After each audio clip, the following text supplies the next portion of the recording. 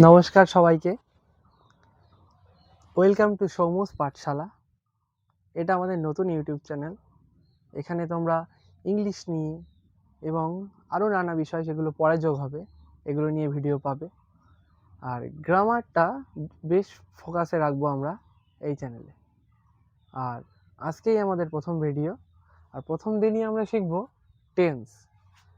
Tense না শিখলে কিন্তু আমরা কিছুই পারবো না মানে না গ্রামার পারবো, না প্যারাগ্রাফ বানাতে পারবো, না লেটার লিখতে পারবো, ইংরেজি কথাই বানাতে পারবো না। কারণ আমরা ইংরেজি কথা দু একটা আন্দাজে বানিয়ে ফেললেও সেটা কিন্তু আসলে ভুল হতে পারে যদি টেন্স জানা না থাকে। আর আমরা ভয়েস চেঞ্জ করতে যাই, ন্যারেশন করতে যাই, যেখানে যাই করতে যাই না কেন, টেন্সের একটা বড় প্রভাব কিন্তু সব গ্রামারেই থাকে।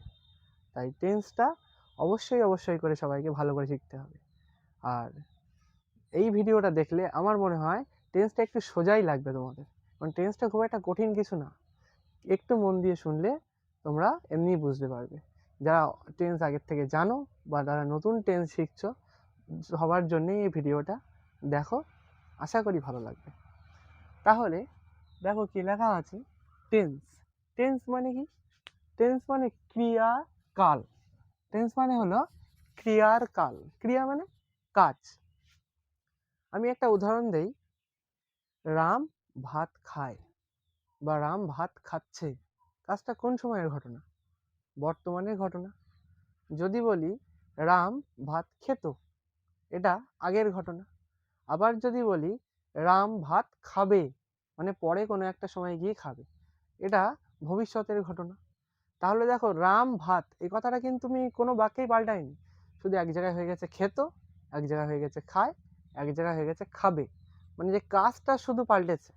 বাকি রাম ভাত রাম ভাত রাম ভাত, দেখো রাম ভাত খেত, খেতটা পাল্টেছে। রাম ভাত খায়, খায়টা পাল্টিয়েছে। রাম ভাত খাবে, খাবেটা পাল্টিয়েছে। এই কথার মানে হলো আমাদের ক্রিয়া মানে কাজ, কাজটাই শুধু পরিবর্তন হয়ে যায় কি কাল বোঝানোর জন্য। কোনটা অতীতকাল, কোনটা ভবিষ্যৎকাল, কোনটা বর্তমানকাল, সেটা আমি কাজকে দেখলেই বুঝতে পারবো। তাই টেন্সের নাম হলো ক্রিয়ার কাল। তাহলে তোমরা হয়তো সবাই জানো যে টেন্স তিন প্রকার: present tense, past tense, future tense. Present tense মানে কি? বর্তমান, যেটা এখন হচ্ছে সেটা প্রেজেন্টের ঘটনা, এটা বর্তমানকালের ঘটনা। তারপরে হলো পাস্ট টেন্স। পাস্ট টেন্স মানে কি? পাস্ট টেন্স মানে অতীতকাল, যেগুলো আগে হয়ে গিয়েছে সেগুলো হলো পাস্ট টেন্স। তারপরে হলো ফিউচার টেন্স। ফিউচার মানে ভবিষ্যৎকাল, যেটা পরে হবে। আচ্ছা, বলবা সবাই তো আমরা এগুলো জানি, তবুও একবার দেখে নিতে হলো। কিন্তু অনেকের যে সমস্যাটা হয়, 12টা টেন্সের নাম বেশিরভাগ কারোর মুখস্থ থাকে না, বা 12টা টেন্সের নাম মুখস্থ করতে হবে, কি করে মুখস্থ করবো?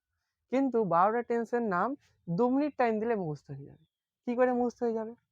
দেখো, এই 4টে নাম যদি তুমি মুখস্থ রাখো, 12টা টেন্সের নাম তোমার এমনি মুখস্থ হয়ে যাবে। প্রথমে কি আছে? Indefinite, continuous, perfect, perfect continuous. তাহলে প্রথমটা হলো indefinite, continuous, perfect, perfect continuous. দেখো, প্রেজেন্ট টেন্সের 4টে ভাগ, পাস্ট টেন্সেরও 4টে ভাগ, ফিউচার টেন্সেরও 4টে ভাগ। তাহলে সেই 4টে ভাগগুলোর নাম কি কি? তাহলে 4 4 8 4 12, মোট 12টা টেন্স এই মিলে হয়। এইবার 12টা টেন্সের নাম কিভাবে মুখস্থ রাখবে? দেখো, এই 4টে নাম মুখস্থ রাখলে, present indefinite, present continuous, present perfect, present perfect continuous. এই হলো প্রেজেন্টের 4টে ভাগ। তাহলে এই 4টে ওয়ার্ড যদি মুখস্থ রাখতে পারি, তাহলে প্রেজেন্ট টেন্সের 4টে ভাগের নাম মুখস্থ হয়ে গেল। সেম ভাবে পাস্টেরও 4টে ভাগ, কি কি? Past indefinite, past continuous, past perfect, past perfect continuous. তাহলে এরকম ভাবে পাস্টেরও 4টে নাম মুখস্থ হয়ে গেল। সেম ভাবে ফিউচারেরও 4টে ভাগ: future indefinite, future continuous, future perfect, future perfect continuous. আশা করি এই 4টে নাম যদি মুখস্থ রাখতে পারো, 12টা নাম এমনিই তোমার মুখস্থ হয়ে গেল। কি সোজা লাগছে টেন্স? টেন্স কঠিন না। টেন্স একটা একটা করে বোঝাবো, হয়তো একটা পার্টে হবে না, 2টো কি 3টে পার্টে কমপ্লিট হবে, কিন্তু সেই ভিডিওগুলো দেখলে টেন্স নিয়ে খুব একটা কারোর আর সমস্যা থাকবে না। তাহলে প্রথমে আজকে আমরা শিখব প্রেজেন্ট টেন্স। প্রেজেন্ট টেন্সের ভাগটাই আমরা এই ভিডিওর মধ্যে রাখবো, আর পাস্ট টেন্স আর ফিউচার টেন্সের ভাগটা আমরা পরের ভিডিও রাখার চেষ্টা করব। তাহলে প্রেজেন্ট টেন্স হলো 4টে ভাগ, আমরা এক্ষুনি দেখলাম কি কি। Present indefinite, present continuous, present perfect, present perfect continuous. এই নামগুলো সবাই আশা করি মুখস্থ হয়ে যাবে, একবার দুবার মুখস্থ করবে, প্র্যাকটিস করবে, এমনি মুখস্থ হয়ে যাবে। তাহলে এইবার এই 4টে টেন্স কাকে বলে আর এর রুলগুলো কি আছে দেখার চেষ্টা করব, বোঝার চেষ্টা করব, মুখস্থ করার চেষ্টা কম করব। বোঝার চেষ্টা করলে এমনি মুখস্থ হয়ে যাবে। তাহলে দেখি, প্রথমে আছে present indefinite tense. Present indefinite টেন্সে কাকে বলে কি লেখা আছে, যে কাজ বর্তমানে রোজ হয়। মানে কোনো কাজ আমরা যে কাজটা রোজ করি, যদি বলি আমি বই পড়ি, আমি খেলা করি, এ কথার মানে কি, মানে আমি বই রোজই পড়ি, আমি খেলা রোজই করি। তাহলে এগুলো কি, এগুলো রোজ হওয়া বোঝাচ্ছে। আর কি লেখা আছে, বা বর্তমানে হওয়া বোঝায়। বর্তমানে কোনো কাজ হওয়া বোঝালে, আমি অসুস্থ, তাহলে মানে কি আমি রোজই অসুস্থ, তাহলে এটা কিন্তু রোজ হওয়া বোঝাচ্ছে না, কিন্তু বর্তমানে হওয়া বোঝাচ্ছে। এই ধরনের কথাগুলো প্রেজেন্ট ইনডিফিনাইট টেন্স হবে। প্রেজেন্ট ইনডিফিনাইট টেন্স দেখি তো, রাম ভাত খায়, তার মানে রাম রোজই ভাত খায়, এটা প্রেজেন্ট ইনডিফিনাইট টেন্সের মধ্যেই পড়ে। তার জন্যে আমার একটা রুল দরকার। রুলটা কি, প্রথমে দরকার সাবজেক্ট। সাবজেক্ট কাকে বলে, বাক্যে যাকে নিয়ে কর্তা বলা হয়, মানে বাক্যে যে কর্তা। এখানে রাম ভাত খায়, এখানে কর্তাটা কে, রাম না, কারণ রামই তো কাজটা করছে, তাহলে রাম হলো কর্তা। তাহলে প্রথমেই সেই সাবজেক্টটাকে আমার লিখতে হবে।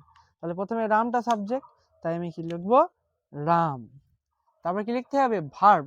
ভার্ব মানে কাজ, সবাই জানি, কিন্তু ভার্বের 1 নম্বর রূপ আমাকে লিখতে হবে।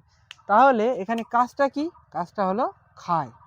খাওয়া ইংরেজি সবাই জানি ইট। আমরা ভি2 বা ভি3 কিন্তু লিখবো না, এখানে ভি1ই লিখবো, ভার্বের 1 নম্বর রূপই লিখবো, তাই ইটই লিখবো এখানে। তাই রাম ইট। এবার বলবা যে এটা এস আসলো কোথার থেকে, শুধুমাত্র এই টেন্সে, বাকি কোনো টেন্সে না, শুধু প্রেজেন্ট ইনডিফিনাইট টেন্সের কোনো বাক্যে যখন আমরা ইংরেজি ট্রান্সলেশন করব, তখন ভার্বটা রাম, আমি না তুমি, আমাদের দুজনের মধ্যে কেউ না, রামটা থার্ড পারসন, আর থার্ড পারসন রাম কজন, একজন, মানে সিঙ্গুলার নাম্বার। যদি থার্ড পারসন সিঙ্গুলার নাম্বার হয় সাবজেক্টটা, তাহলে তার পিছনে যে ভার্ব বসে তার সাথে একটা এস যোগ হয়। এটা শুধুমাত্র প্রেজেন্ট ইনডিফিনাইট টেন্সেই হবে, অন্য কোনো টেন্সে কিন্তু এটা হবে না। তাহলে দেখো, রাম ভাত খায়, প্রথমেই আমি ভাববো কি, কাজটা কখন হচ্ছে বা কিভাবে হচ্ছে, রাম ভাত খায়, এই কথার মাধ্যমে বোঝানো হচ্ছে যে রোজই ভাত খায়। তাহলে তাই এটা প্রেজেন্ট ইনডিফিনাইট টেন্স হবে, কারণ আমি পড়েছি যে কাজ রোজ হওয়া বোঝায়। উদাহরণ, রাম ভাত খায়, তাহলে সাবজেক্ট ভার্ব অবজেক্ট লিখতে হবে। অবজেক্টটা কি, অবজেক্টটা হলো ভাত। অবজেক্টটা কি জিনিস, এখানে কাজটা কি, খায়। খায়কে কি দিয়ে প্রশ্ন করো, কি খায়, উত্তর কি বেরোবে, ভাত বেরোবে না। তাহলে কাজকে কি দিয়ে প্রশ্ন করলে যে উত্তরটা পাওয়া যায় তাকে অবজেক্ট বলা হয়। তাহলে কি খায় না, ভাত খায়, তাহলে ভাতটা হলো অবজেক্ট। এবার অবজেক্ট লিখতে বলেছে, তাহলে ভার্ব লেখা হয়ে গেছে, অবজেক্ট হলো রাইস। এইবার আদার ওয়ার্ড লেখা আছে, তারপরেও যদি এক্সট্রা কিছু লেখা থাকে, এখানে যেমন রাম ভাত খায়, কোনো এক্সট্রা ওয়ার্ড বাকি নেই লেখার জন্য, বাকি থাকলে সেটা তারপরে লিখে দেবো। আশা করি প্রেজেন্ট ইনডিফিনাইট টেন্স বোঝা গিয়েছে। Present continuous tense. Present continuous টেন্সটা কি, যে কাজ বর্তমানে হচ্ছে বা চলছে। যেমন আমি এখন তোমাদের টেন্স পড়াচ্ছি, এই কাজটা এক্ষুনি করছি তো, তাহলে যে কাজ এক্ষুনি করা বোঝায় বা এক্ষুনি হচ্ছে বোঝায়। তুমি এক্ষুনি পড়ছো, তুমি ভাত খাচ্ছ, তুমি ঘুমাচ্ছ, তাহলে এই কাজগুলো এক্ষুনি হওয়া বোঝাচ্ছে। যদি কোনো কাজ এক্ষুনি হওয়া বোঝায়, তখন তখন কি বলবো, তাকে প্রেজেন্ট কন্টিনিউয়াস টেন্স বলবো। কন্টিনিউয়াস মানেই কোনো কিছু চলতে থাকা। তাহলে প্রেজেন্ট কন্টিনিউয়াস টেন্স কাকে বলে, যে কাজ বর্তমানে হচ্ছে বা চলছে। আচ্ছা, এই রুলটা দেখে নিই। প্রথমে সেই সাবজেক্ট লিখতে হবে।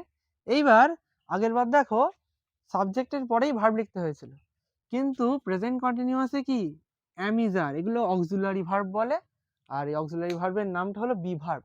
বি ভার্ব অনেক আছে, বি ভার্ব নিয়েও একটা ভিডিও পরে আমি বানাবো। বি ভার্ব আছে am is are, was were, shall will. তাহলে অ্যামিজার হলো বি ভার্ব, যেটা প্রেজেন্ট কন্টিনিউয়াস টেন্সে কাজে লাগবে। প্রথমে বসাতে হবে সাবজেক্ট, তারপরে অ্যামিজারের মধ্যে যে কোনো একটা, তারপরে ভার্বের 1 নম্বর রূপ, তারপরে তার সাথেই কিন্তু আইএনজি বসাতে হবে। দেখো ব্র্যাকেট করে দিয়েছি, ভার্বের 1 নম্বর রূপের সাথেই আইএনজি বসাতে হবে। যেমন দেখো ইট, এটাই কাজ, তার সাথেই কিন্তু আইএনজি বসে গেছে। তারপরে অবজেক্ট, তারপরে other word. Object other word নিশ্চয়ই তোমরা বুঝে গেছো। তাহলে প্রথম উদাহরণ লিখেছি, দেখো রাম ভাত খাচ্ছে। কাজটা কখন হচ্ছে? কাজটা এক্ষুনি হচ্ছে, তাহলে নিশ্চয়ই এটা প্রেজেন্ট কন্টিনিউয়াস টেন্সই হবে। তাহলে সেই হিসেবে এরই রুল আমি কাজে লাগাবো। এর রুলটা কি? প্রথমে সাবজেক্ট বসাতে হবে, তাই রামটাই এখানে সাবজেক্ট বসিয়েছি। অ্যামিজারের মধ্যে কোনটা হবে? রামের পিছনে ইজ হবে। অ্যামিজার নিয়ে আমি একটা ভিডিও বানাবো। আর তারপরে কি বসাতে হবে? তোমাকে ভার্বের পরেই আইএনজি বসাতে হবে। এই জন্য ইট, তার সঙ্গে আইএনজি বসে গেছে, কারণ খাচ্ছেটাই তো এখানে কাজ। তারপরে অবজেক্ট, অবজেক্ট কি বললাম, কি দিয়ে প্রশ্ন করতে হয়? কি খাচ্ছে? উত্তর পাবো সেই ভাত, তাহলে অবজেক্ট হলো রাইস। এখানেও কোনো আদার ওয়ার্ড নেই, তাই আমি লিখিনি। তাহলে Ram is eating rice, Ram ভাত খাচ্ছে, এটা প্রেজেন্ট কন্টিনিউয়াস টেন্স। এবার প্রেজেন্ট পারফেক্ট টেন্স। এই যে দুটো টেন্স বোঝালাম, আশা করি বোঝা যাচ্ছে। মন দিয়ে একটু দেখো, আর যদি একবারই না বুঝতে পারো ভিডিওটা দুবার দেখো, আশা করি ক্লিয়ার হয়ে যাবে। প্রেজেন্ট পারফেক্ট টেন্স, যে কাজ হয়ে গিয়েছে কিন্তু তার ফল এখনো আছে। বলবো এ আবার কি ধরনের কথা? ধরো তুমি কখন বলো এই কথাটা, বলো তো, যে আমি ভাত খেয়েছি, আমি ঘুমিয়েছি, আমি বই পড়েছি, এই কথাগুলো বলো তো। এই কথাগুলো আমরা কখন বলি? এই কথাগুলো বলা হয় যখন কেউ আমাদেরকে জিজ্ঞেস করে না, এই তুই বই পড়েছিস? তাহলে হ্যাঁ আমি বই পড়েছি। মানে কি, আমার কাজটা হয়ে গেছে কিন্তু তার ফলটা কি? আমি এখন আর বই পড়বো না। তাহলে কাজটা হয়ে গেছে কিন্তু তার ফলটা এখনো রয়ে গেছে। তুই ভাত খেয়েছিস? হ্যাঁ আমি ভাত খেয়েছি। মানে আমি ভাতটা খাওয়া আগে কমপ্লিট করেছি, অতীতে কাজটা কমপ্লিট করে এসেছি, কিন্তু তার ফলটা কি? এখনো হয়তো খিদেটা পাচ্ছে না। তাহলে কাজটা হয়ে গিয়েছে কিন্তু তার ফলটা এখনো রয়ে গিয়েছে। আমি ভাত খেয়েছি, আমি ঘুমিয়েছি, আমি বাইক চালিয়েছি, আমি হেঁটে গিয়েছি, যাই বলো না কেন এগুলো সবই প্রেজেন্ট পারফেক্ট টেন্স। তাহলে আমি একই উদাহরণ দেওয়ার চেষ্টা করেছি, তাই এখানেও রাম দিয়ে দিয়েছি। রাম ভাত খেয়েছে, তাহলে কখন বলা হয়? এই রাম ভাত খেয়েছে তো? হ্যাঁ রাম ভাত খেয়েছে। মানে কি, সে এখন আর খাবে না, কাজটা হয়ে গিয়েছে অতীতকালে, কিন্তু ফলটা এখনো রয়ে গিয়েছে, তাই এটা হলো প্রেজেন্ট পারফেক্ট টেন্স। প্রত্যেকটা আমি বলছি যে যখন বাংলাটাকে পড়বা, আমি রাম ভাত খেয়েছে, রাম ভাত খেয়েছে, আচ্ছা সাথে সাথে প্রশ্ন করবা এটা কোন টেন্সে পড়ে? আচ্ছা আমরা তো জানি প্রেজেন্ট পারফেক্ট টেন্স, যেটা কাজটা হয়ে গিয়েছে কিন্তু তার ফল এখনো আছে, তাহলে নিশ্চয়ই এটা প্রেজেন্ট পারফেক্ট টেন্সে পড়বে। এইভাবেই কিন্তু প্রথম প্রথম সময় লাগবে, কিন্তু এমন ভাবে প্র্যাকটিস করলে টেন্সটা বুঝতে সুবিধা হবে। তাহলে এখানে কি বসাতে হবে? প্রথমে সাবজেক্ট বসাতে হবে, তাহলে রাম বসালাম। এইবার আগের বার যেমন অক্সিলারি ভার্বে আমি তার বসেছিল, এবার অক্সিলারি বসবে হ্যাভ অথবা হ্যাজ। তাহলে রাম সেই থার্ড পারসন আর সিঙ্গুলার নাম্বার, আমরা জানি থার্ড পারসন সিঙ্গুলার নাম্বার হলে হ্যাভ হ্যাজ মধ্যে হ্যাজটা বসে, তাহলে রামের পরে এই জন্য হ্যাজটা বসিয়েছি। তারপরে ভি3 বসাতে হবে। ভি3 মানে কি? ভার্বের 3 নম্বর রূপ। ইট, ইট, এট, ইটেন, তাই ইটেন বসিয়েছি, ভার্বের 3 নম্বর রূপ বসিয়েছি এখানে। আর অবজেক্ট তো রাইস, কারণ কি খায় বা কি খেয়েছে? ভাত খেয়েছে। তাহলে present indefinite, present continuous, present perfect হলো এবার প্রেজেন্ট পারফেক্ট কন্টিনিউয়াস। আচ্ছা প্রেজেন্ট পারফেক্ট কন্টিনিউয়াসটা কি? যে কাজ অতীতে শুরু হয়েছে এবং এখনো চলছে। মানে আমি ধরো এই ভিডিওটা আমি 10 মিনিট ধরে করছি, তাহলে কি বলবো? 10 মিনিট আগে আমার কাজটা শুরু হয়েছিল, এখনো হচ্ছে। একটা বাক্যে কি বলা যায়? আমি 10 মিনিট ধরে ভিডিওটা করছি, তাহলে আমার কাজটা শুরু হয়েছে 10 মিনিট আগে, কিন্তু কাজটা কিন্তু এখনো হচ্ছে। বা আমি এখানে লিখেছি দেখো, রাম 1 ঘন্টা ধরে ভাত খাচ্ছে, তাহলে ভাতটা খাওয়া 1 ঘন্টা আগে শুরু করেছিল, কিন্তু এখনো কিন্তু ভাত খাওয়াটা তার হয়নি শেষ, এখনো চলছে। তাহলে অতীতে কোনো কাজ শুরু করেছিলাম কিন্তু এখনো সেই কাজটা চলে যাচ্ছে, সেটাই হলো প্রেজেন্ট পারফেক্ট কন্টিনিউয়াস টেন্স। বোঝা গেল? দেখি কি আছে, রুল আছে। দেখো এর আর এর মধ্যে মিল আছে হ্যাভ হ্যাজ, সাবজেক্ট এরও তারপরে হ্যাভ হ্যাজ আছে। মাথায় রাখবা এইগুলো, দু একটা জিনিস যদি একটু মাথায় রাখো খুব সুবিধা হয়। এই কন্টিনিউয়াস কথা যেখানে যেখানে লেখা পাবা সেখানে ভার্বের সাথে কিন্তু আইএনজি যোগ হবে। কন্টিনিউয়াস এখানেও আছে, দেখো ভার্বের সাথে আইএনজি যোগ হয়েছে। আচ্ছা আর কি মনে রাখতে হবে? পারফেক্ট আর পারফেক্ট কন্টিনিউয়াস দু জায়গায় হ্যাভ হ্যাজ বসে প্রেজেন্টে, হ্যাভ হ্যাজ। তাহলে এখানেও দেখো হ্যাভ হ্যাজ বসেছে, এখানে হ্যাজ বসেছে। আর পারফেক্ট কন্টিনিউয়াস যদি হয়, প্রেজেন্ট পারফেক্ট কন্টিনিউয়াস যদি হয় তখন বিন বসে। পাস্ট পারফেক্ট কন্টিনিউয়াস যদি হয় তখনও বিন বসবে। ফিউচার পারফেক্ট কন্টিনিউয়াস যদি হয় তখনও বিন বসবে। তাহলে এইগুলো ছোট ছোট জিনিস মনে রাখলে খুব তাড়াতাড়ি মুখস্থ হতে শুরু করবে। আচ্ছা দেখো তাহলে কি বললাম, রাম 1 ঘন্টা ধরে ভাত খাচ্ছে, তাহলে কাজটা 1 ঘন্টা আগে শুরু করেছিল এবং এখনো কাজটা চলে যাচ্ছে। তাহলে এখানেও সাবজেক্ট রাম, তাই রাম বসিয়ে দিয়েছি। হ্যাজের মধ্যে কি বসবে? হ্যাজ, কারণ রামটা থার্ড পারসন সিঙ্গুলার নাম্বার। তারপরে সূত্র অনুযায়ী বিনটা বসাতে হবে, বসিয়ে দিলাম। তারপরে কি ভার্বের সঙ্গে আইএনজি যোগ করতে হবে। এখানে সেই ইটটাই কাজ আমি একই উদাহরণ কেন দিয়েছি যেন তোমাদের বুঝতে সুবিধা হয় যে কোন কাজটা কোন সময় ঘটছে।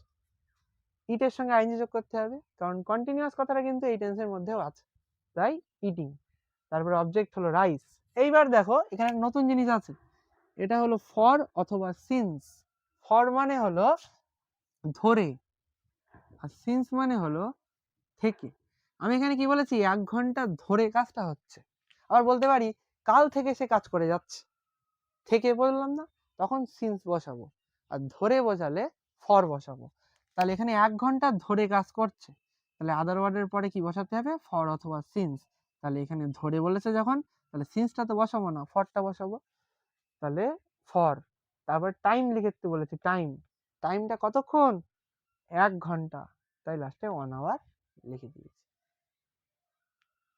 ভিডিওটা যদি বারবারই বলছি, যদি একবারে বুঝতে না পারো 2বার দেখো, টেন্স মনে হয় মোটামুটি ক্লিয়ার হয়ে যাবে।